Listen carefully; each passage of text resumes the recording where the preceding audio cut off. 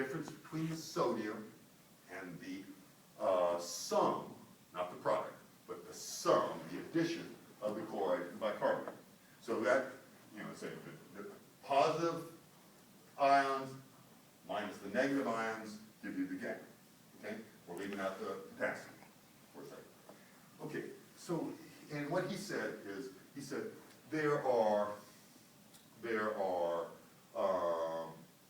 when the bicarbonate is low, but the gap is less than 15, there are a few things that cause that. Renal tubular acidosis, you never need to understand that, but it happens. Bicarbonate is resorbed, it's secreted in the kidneys. Don't think that I understand it all, other than that it happens. But if you have the wrong absorption of bicarbonate or the wrong excretion of bicarbonate, there are 4 types, but there are only 3 types. There's type 1, type 2, type 3, type 4 RTAs, but 3 doesn't exist.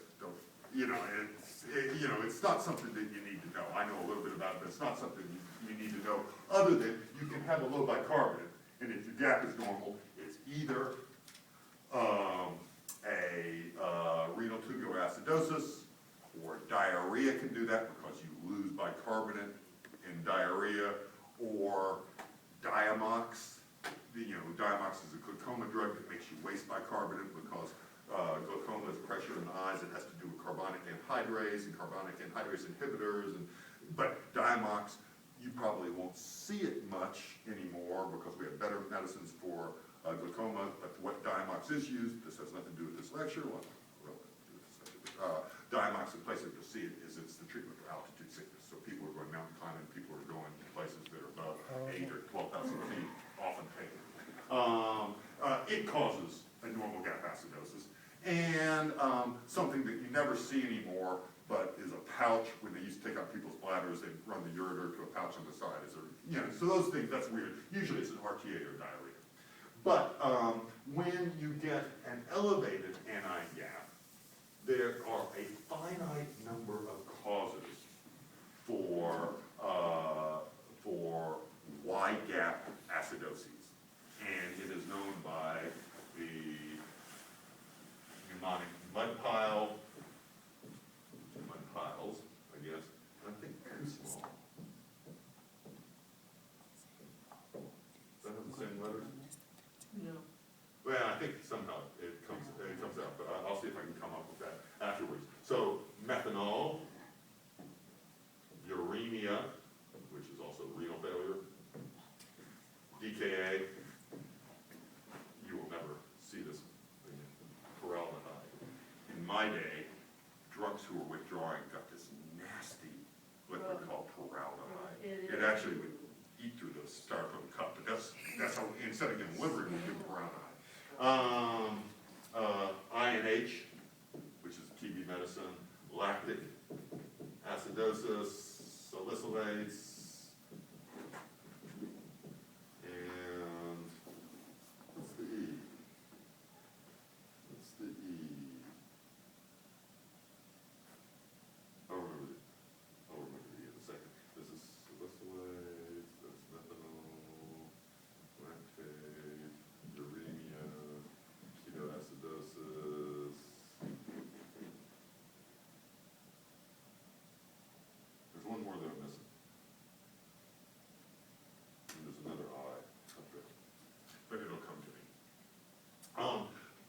So he learned, he learned that if you had a wide gap acidosis, it was one of these processes going on. Now you say, why didn't he use the potassium? That's a positive. Wouldn't it have been more accurate if you'd added the sodium, potassium, and the chloride? There are other, magnesium's a positive ion, and phosphate's a negative ion. Well, because like one of the places he was working was with DKA, and DKA, that potassium can go from 8, to 2. And so, even though it's not perfect, it was made to work clinically. So even I can argue about it, other people can argue about it.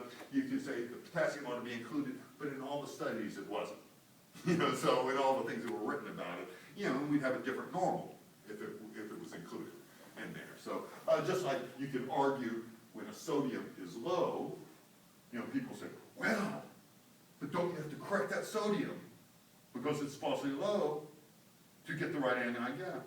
And I'd say, to the record, an intern always asks me this, and I say, sure, but if you're gonna correct that sodium, the positive ion for its false level, go ahead and correct the chloride too, and they even out. The sodium and the chloride go together. So if you add the sodium, you take the chloride, and it's not gonna make any difference. Go ahead, correct it, but you gotta correct both of them the same, and the math is gonna turn out the same. So, that's why when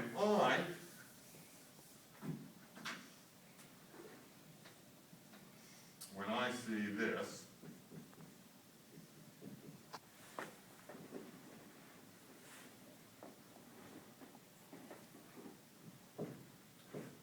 okay,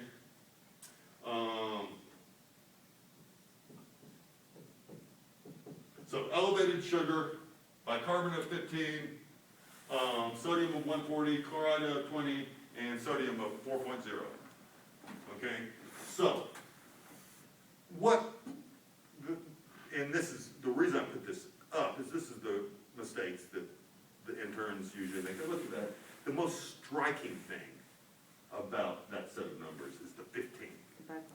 Okay, that strikes you, right? You look at this and that's really abnormal, and it is abnormal.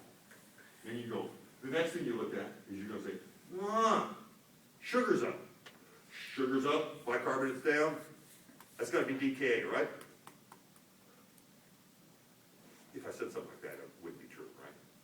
When I look at you and say, right, it's just like when I do expert testimony and the opposing attorney says, Dr. Lloyd, wouldn't you agree